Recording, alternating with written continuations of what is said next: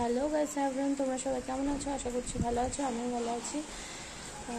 আমারও মাঝখানে শরীরটা খুব খারাপ ছিল, কেন আর ব্লগ ভিডিও কিছুই বানানো হয়নি।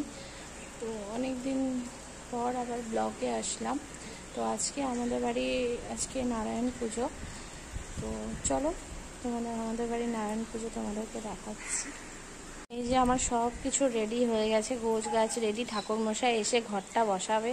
আমার ছেলে এখানে কাজ টাজ করছে, এই যে রেডি করে কমপ্লিট করলাম। তো পুরোহিত আসবে, পুরোহিত এখনো আসেনি।